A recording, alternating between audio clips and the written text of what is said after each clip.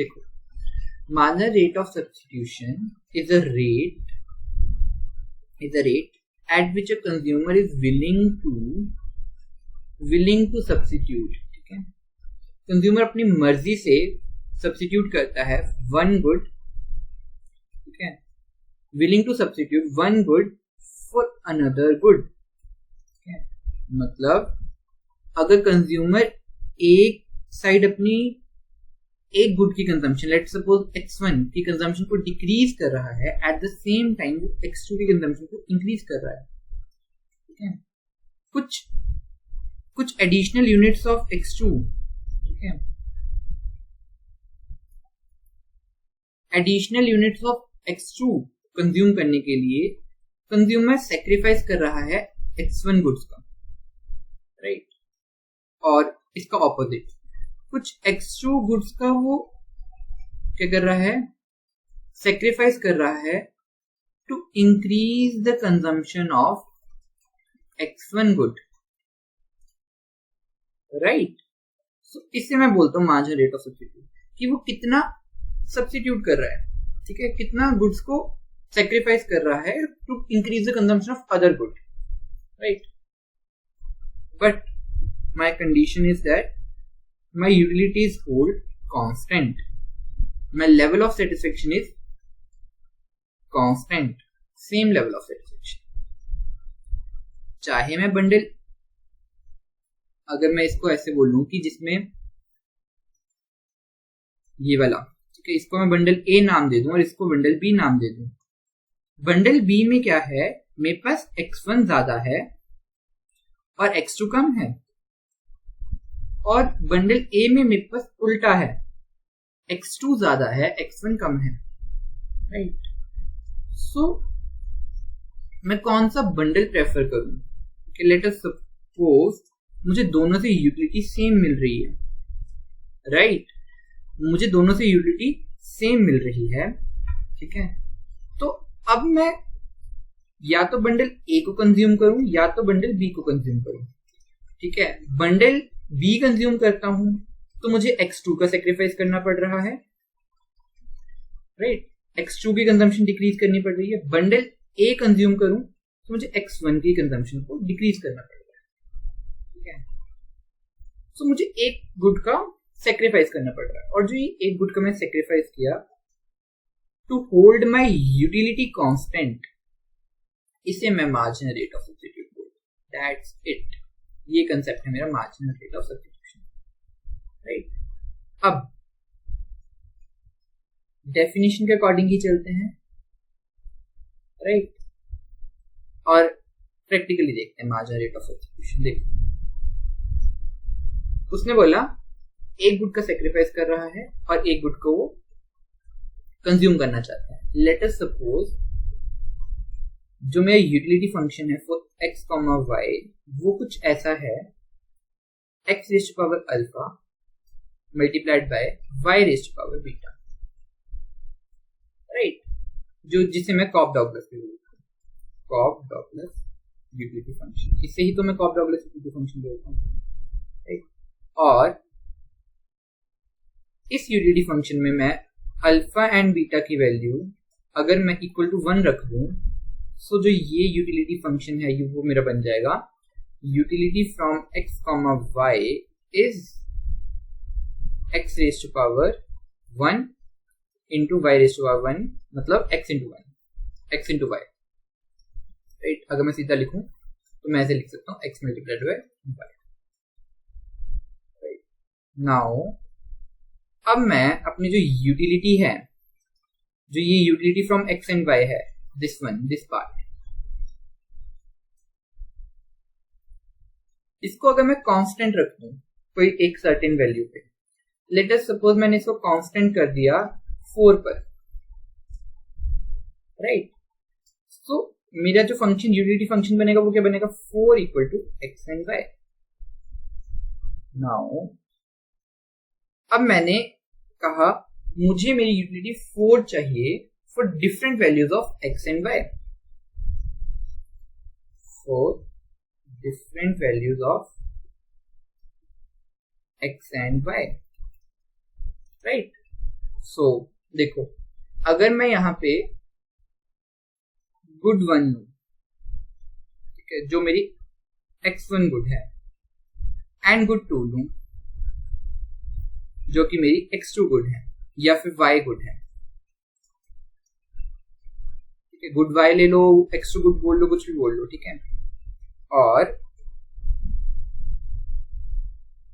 I want to hold my utility constant, utility equal to 4 रखनी है मैंने, ठीक है, और दिमाग में रखो जो मेरा यूटिलिटी फंक्शन है वो है 4 इक्वल टू xy। बनाए अब ग्राफ इसका, देखो, या तो मेरे पास एक बंडल A होगा, ठीक है, यूटिलिटी फ्रॉम बंडल A कुछ ऐसा मिलेगा मुझे 1,4। अगर मैं एक गुड x1 की कंज्यूम कर रहा हूं तो मुझे 4 गुड्स x2 की कंज्यूम करनी पड़ेगी to hold my utility constant, क्योंकि 1 मल्टीप्लाइड बाय 4 इज 4। ऐसे ही यूटिलिटी फ्रॉम B, अगर मैं ऐसे ही बंडल B पर आऊं, ठीक है, मुझे मेरी यूटिलिटी को कांस्टेंट रखना है, 4 रखना है। तो बंडल B कैसे बनेगा? तो बंडल भी ऐसे ही बन सकता है 2,2, 2 गुड्स में x1 की कंज्यूम करूं और 2 गुड्स में x2 की कंज्यूम करूं, 2 into 2 is 4। Utility from C, अब यूटिलिटी फ्रॉम C मैं ऐसे भी तो कर सकता हूं कि मैं 3, ठीक है, मैं consumption of x1 good is 3, ठीक है, मैं x1 गुड्स की 3 यूनिट्स कंज्यूम कर रहा हूं, राइट। सो अब मुझे x2 गुड्स के कितने यूनिट्स कंज्यूम करने पड़ेंगे? 4/3, राइट। मुझे होल्ड क्या करनी है? यूटिलिटी कांस्टेंट, मतलब 3 मल्टीप्लाइड बाय 4/3 जब करूंगा तो मेरी यूटिलिटी 4 आएगी, राइट। नाउ अब मैंने एक बंडल D भी ले लेता हूं, ठीक है। लेट अस सपोज मैं जो बंडल D है वो कुछ ऐसे लिया मैंने कि मैंने 4 यूनिट्स ऑफ गुड 1 कंज्यूम की और 1 यूनिट ऑफ गुड 2 कंज्यूम की, राइट। सो मेरे पास ये बना। अब जब मैं यूटिलिटी को कांस्टेंट रख रहा हूं, मतलब क्या हुआ? Utility from A equal to utility from B equal to utility from C equal to utility from D, और जो मेरी यूटिलिटी वो क्या है? वो क्या ये है? वो इक्वल टू 4 है, ठीक है। आई नो कि मुझे बंडल A, बंडल B और बंडल C से सेम यूटिलिटी मिल रही है, और वो सेम यूटिलिटी क्या है? 4। ये मुझे पता है। अब मतलब सेम यूटिलिटी मिल रही है, मतलब ये सेम आईसी पे आ रहे हैं, मतलब ये सेम आईसी पे आ रहे होंगे, सेम इंडिफरेंस कर्व पे आ रहे होंगे। सो बना लेते हैं इसका इंडिफरेंस कर्व। लो जी, बना लिया हमने अपना आईसी, राइट। अब देखो जो मैंने ये आईसी बनाया, देखो मैंने कैसे बनाया वो पहले बता देता हूँ। 1 unit of x1 good, x1 good मेरी ये है, एंड x2 गुड मेरी ये है, राइट। सो देखो 1 यूनिट ऑफ x1 गुड, ये 1 unit, 4 unit of x2 good, 4 unit, ये होगा मेरा A point, right. 2,2, 2,2 is B, 3,4/3, 4/3 and 3, और 4 and 1, 4 and 1 is B। अब तुम ध्यान से देखना, ये 3 है। अब तुम ध्यान से देखना कि मैं क्या बोलना चाह रहा हूं तुम्हें। देखो, जब मैं बंडल A से, ये बंडल A से बंडल B पर आया, शिफ्ट किया मैंने बंडल A से बंडल B, सो मैंने x2 की क्वांटिटी कुछ से डिक्रीज की, एंड कुछ यूनिट से मैंने x1 की क्वांटिटी इंक्रीज की। ठीक है, अब देखो बंडल ए में मैंने क्या किया, मैं x और y गुड्स को कंज्यूम कर रहा था या फिर x2 गुड्स को कंज्यूम कर रहा था, कुछ भी ले लो तुम, y या x2 ले लो। ठीक है, बंडल ए में मैं इसको मैं क्लियरली लिखता हूं, मेरी x1 गुड्स है यहाँ पे और यहाँ पे x2 गुड्स या फिर y गुड्स हैं। बंडल ए की बात करूं तो मैं बंडल ए में मैंने क्या किया, मैं 4 units of x2 goods 4 units of x2 goods को कंज्यूम कर रहा था और 1 यूनिट ऑफ x1 गुड्स को कंज्यूम कर रहा हूं। Bundle B, same in bundle B मैं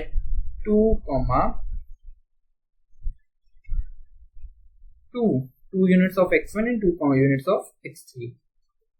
Bundle C, now bundle C में 4/3 x2 and 3 x1, right? Same in bundle D. Bundle D में क्या किया मैंने, 1 unit of x2 good and 4 units of right? ये मैं कंज्यूम कर रहा हूँ। Now अब तुम ध्यान से देखना,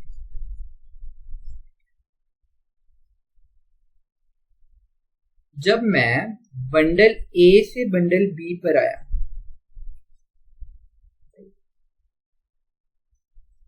जब मैं बंडल ए से बंडल बी पर आया तो मैंने क्या एनालाइज किया इन दोनों बंडल से कि मैंने 4 से 2 पर आया, मैंने x2 की क्वांटिटी डिक्रीज की, कितने यूनिट से, 2 यूनिट से, मतलब 4 - 2। ठीक है, 4 में से 2 गए 2, 2 यूनिट से, मतलब 2 यूनिट से डिक्रीज की, to increase my consumption of x1 good. और x1 गुड की मैंने कितनी यूनिट से इंक्रीज की कंजम्पशन, 1 से 2 पर आया, राइट? 1 से 2 पर आया मतलब 1 - 1 + 2। ठीक है, 1 से 2 पर आया मतलब 1 यूनिट तो मैं ऑलरेडी कंज्यूम कर रहा था।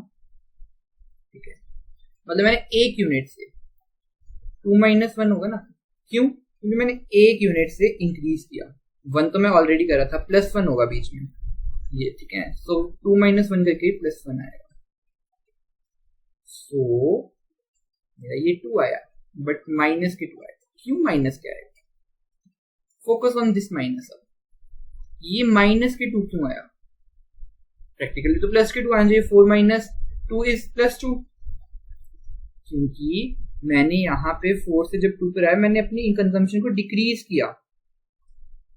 ठीक है, मैंने अपनी कंजम्पशन को इतने पॉइंट से डिक्रीज किया, 2 यूनिट से मैंने डिक्रीज किया अपनी कंजम्पशन। और जब मैं डिक्रीज करूंगा कंजम्पशन को, कुछ भी चीज डिक्रीज होती है तो डिक्रीज कैसे दिखाते हैं, माइनस साइन से, इसीलिए यहाँ पे माइनस आया। अब मैं बंडल बी से बंडल सी पर जब आया, बंडल बी, अब मैं बंडल बी पे हूं, अब मैं बंडल बी से बंडल सी पर आ रहा हूं, यहां से यहां पर आ रहा हूं। अब मैंने 2 से 4/3 इतना मैंने अपनी x2 को डिक्रीज किया।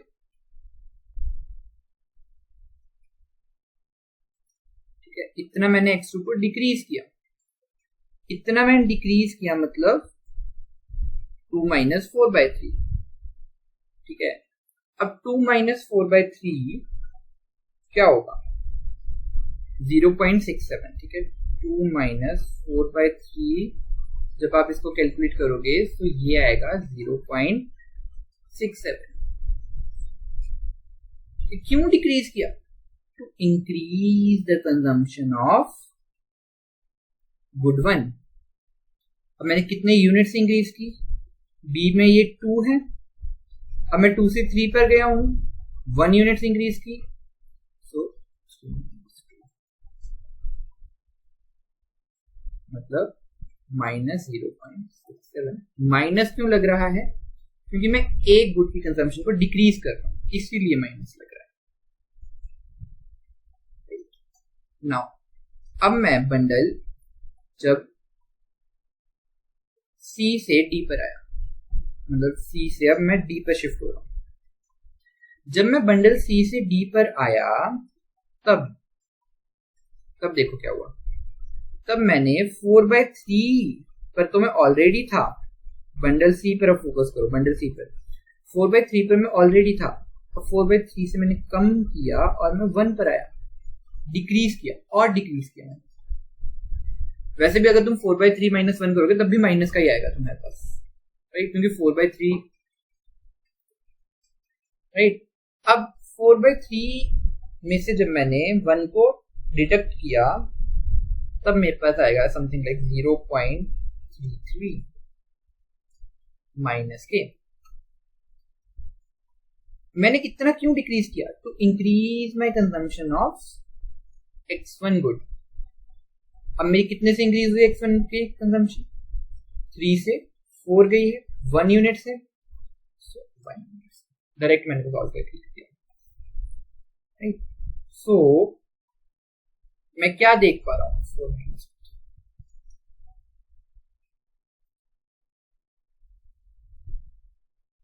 सो मैं क्या देख पा रहा हूँ? देखो, जब मैं यहां पे ऐसे एक गुड की कंजम्पशन को X1 की कंजम्पशन को डिक्रीज कर रहा हूं, X2 की कंजम्पशन को डिक्रीज कर रहा हूं to increase my consumption of X1 good. मैंने 2 से X2 को कम किया 2 यूनिट से to consume 1 unit of X1 good.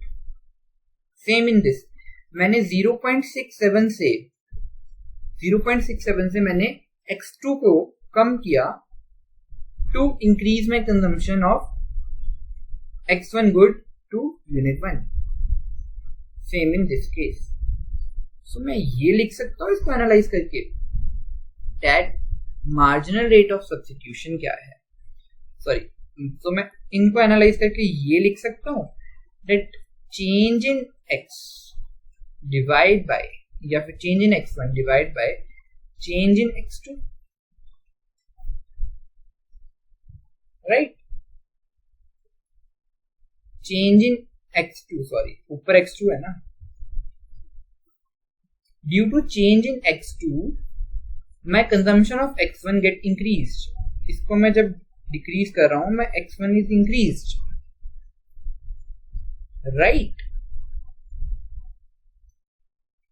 जो ये आया change in X1 due to change in X2, sorry change in X2 due to change in X1, जो ये आया इसे मैं बोलता हूं मार्जिनल रेट ऑफ सब्स्टिट्यूट। कि कितने यूनिट से मैं X2 को डिक्रीज कर रहा हूं to increase the consumption of X1 unit,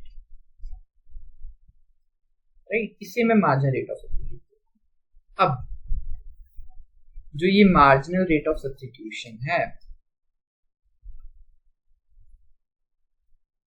जो ये मार्जिनल रेट ऑफ सब्स्टिट्यूशन है, इसको मैंने बोला delta X2 upon delta X1, change in X2 over change in X1, ये होता है। नाउ अब तुम कंसेप्ट लगाओ चेंज इन X1, या फिर कुछ भी हम चेंज करते हैं, ठीक है, +1 + 2 कंसेप्ट लगाओ।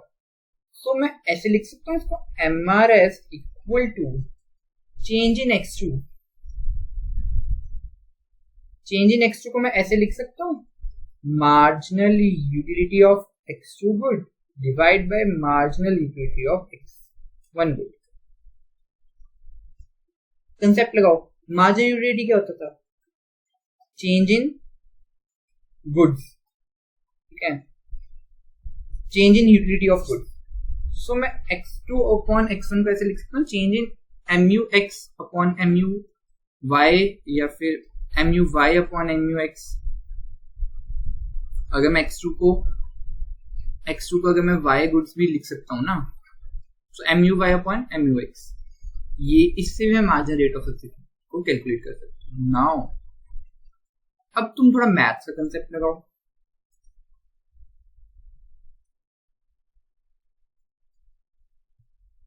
अब ध्यान से देखना, मैथ का कंसेप्ट लगा के बोल रहा हूं तो ध्यान से देखना। देखो चेंज इन x2 में कैसे निकालूंगा, किसी भी चीज में अगर कुछ चेंज आता है तो मैं कैसे निकालता हूं, डेरिवेटिव करके। तो मैं ये लिख सकता हूं derivative du by dx divide by du by dy, sorry, या फिर x2 divide by du by dx, right. Change in utility of y divide by change in utility of x, derivative. जब भी मैं मैथ्स में कोई change की बात करता हूं कि change in some function value, change in some कोई भी फंक्शन की वैल्यू को अगर मैंने चेंज करना हो तो मैं ऐसे ही करता हूँ, उस पर डेरिवेटिव लेता हूँ। So derivative of change in utility of y divide by change in utility of x। So मैं MRS ऐसे निकालूं।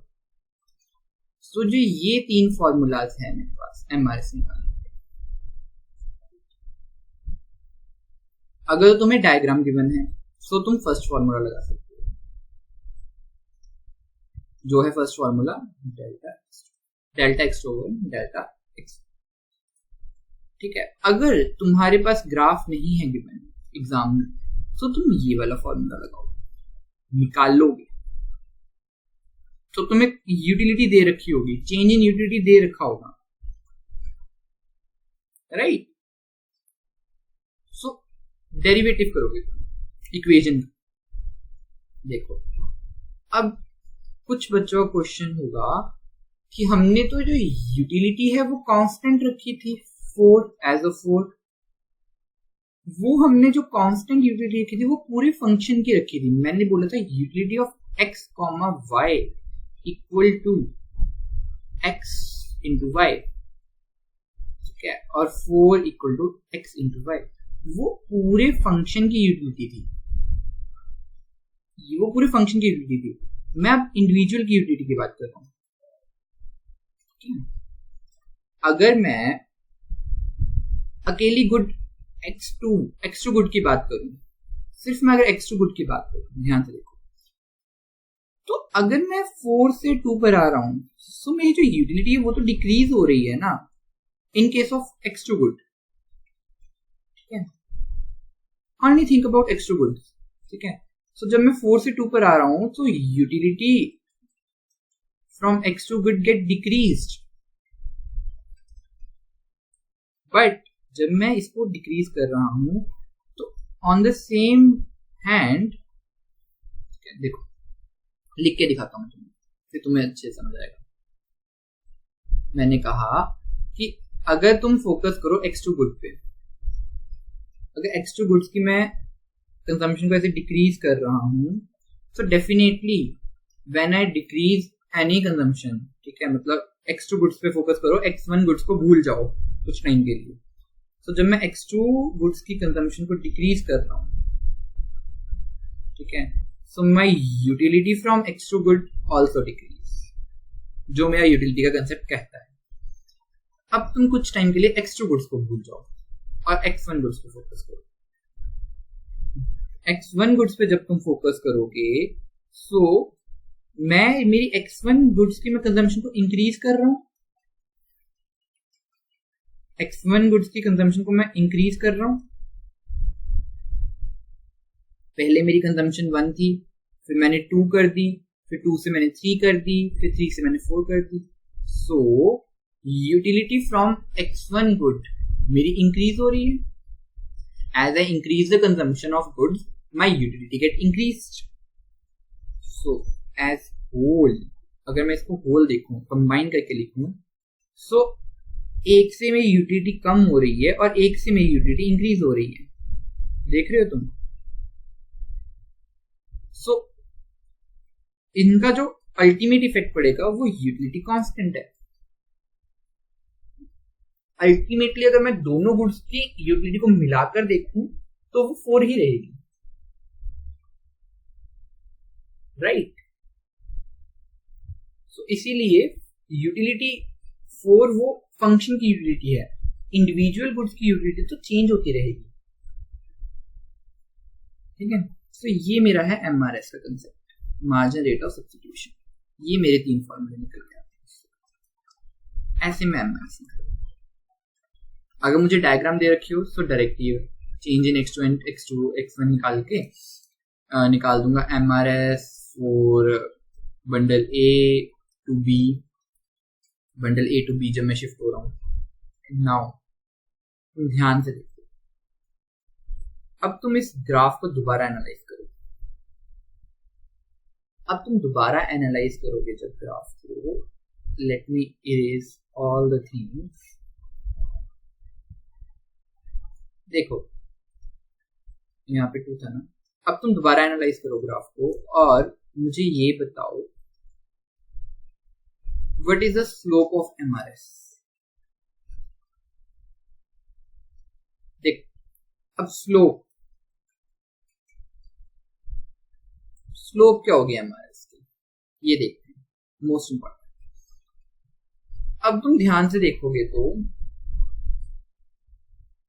The slope of MRS is downward sloping, ठीक है। देखो अगर मैं पॉइंट A पे देखूं, कोई और कलर लेता हूँ, थोड़ा ब्राइट कलर लेता हूँ, ये वाला लेता हूँ।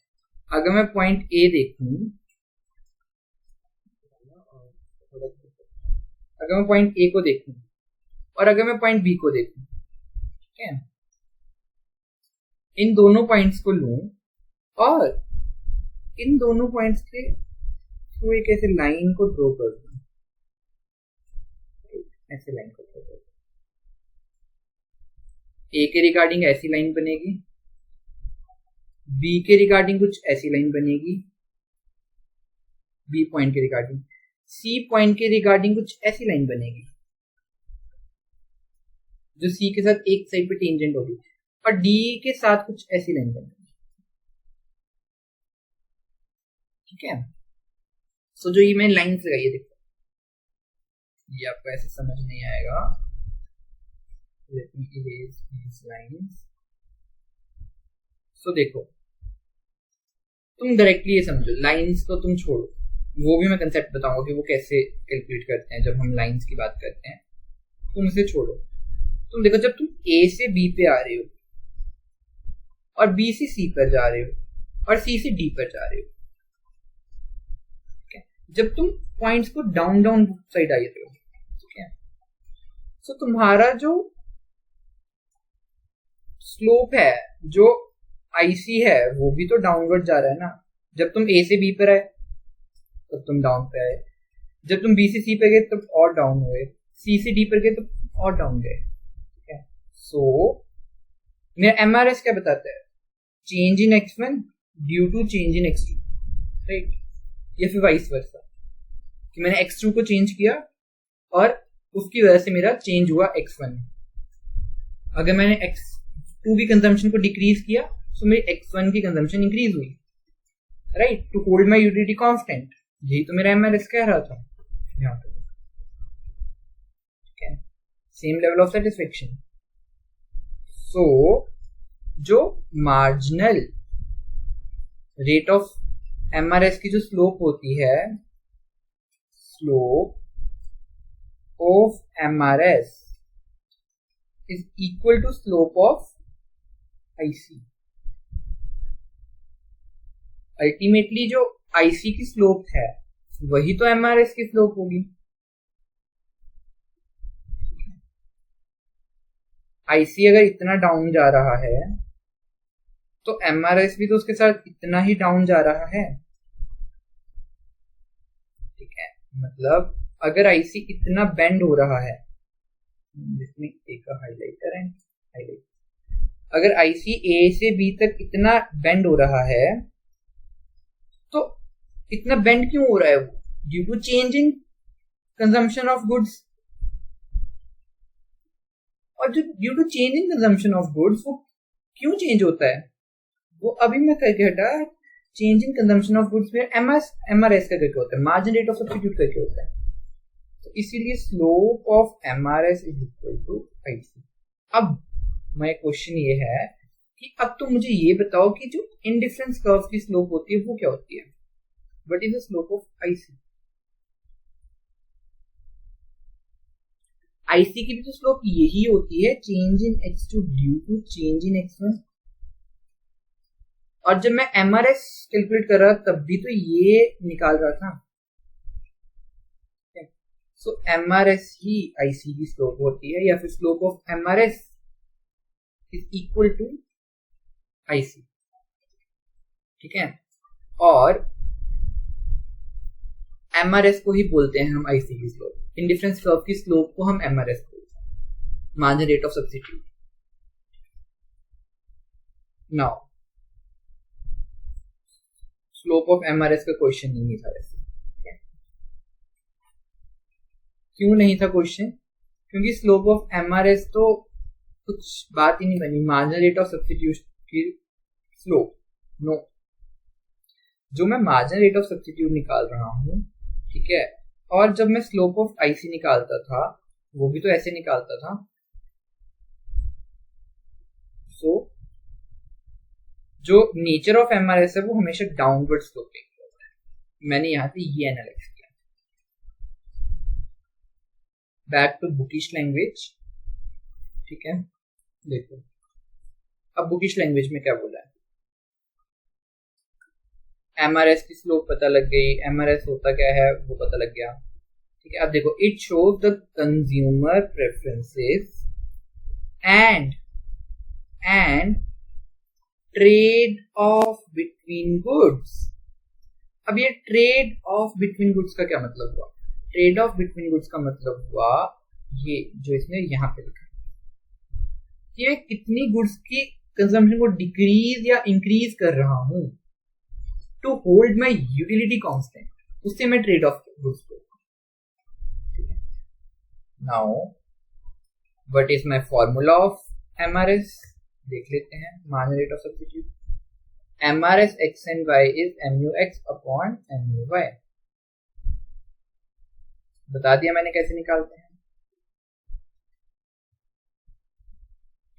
Marginal utility of x divide by marginal utility of y। मैंने अभी आपको बता गया था। क्यों ऐसे है? क्योंकि हम एमआरएस जब निकालते हैं तब ऐसे तो निकालते हैं, change in x upon change in y। Change in x upon change in y का क्या मतलब हुआ? Marginal utility of x upon MUY। अब MUX और MUY कैसे निकालते हैं? Derivative of u upon du by dx and du by dy। यहां पे मैं चेंज किसको कर रहा हूं? x को। ठीक है, मतलब मैं डिक्रीज किसी कंजम्पशन कर रहा हूं? x की, तो increase the consumption of y। और जो मैं वहां कर रहा था, जो मैं क्वेश्चन में कर रहा था, वो मैंने उल्टा इसीलिए लिखा था क्योंकि वहां पे मैं x की कंजम्पशन को इंक्रीज कर रहा था, चेंज कर रहा था y की कंजम्पशन को, x2 की कंजम्पशन को चेंज कर रहा था। तो change in x2 consumption due to change in, मतलब जिस चीज की मैं कंजम्पशन को डिक्रीज और इंक्रीज कर रहा हूं वो ऊपर आएगा, और जिस चीज की मैं कंजम्पशन को इंक्रीज और डिक्रीज करके दूसरे गुड्स की कंजम्पशन पे इफेक्ट पड़ रहा है वो नीचे आएगा।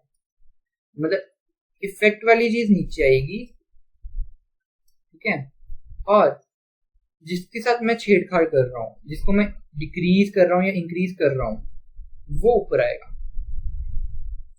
उसके डिक्रीज और इंक्रीज होने की वजह से इफेक्ट किस पे पड़ रहा है वो नीचे आएगा। इतना याद रखो, ठीक है। सो कंफ्यूज मत होना यहाँ पे कि MUX अपॉन MUY लिखा है, MUY अपॉन MUX भी हो सकता है। एंड मैंने ये भी बता दिया तुम्हें कि जो MRS XY होता है वो स्लोप ऑफ इंडिफरेंस कर्व होता है, राइट। क्यों? क्योंकि हमने अभी पीछे कुछ लेक्चर्स में हमने करा कि स्लोप ऑफ इंडिफरेंस कर्व क्या निकालता हूं, delta x upon delta y, change in x, ठीक है, due to change in y, ठीक है।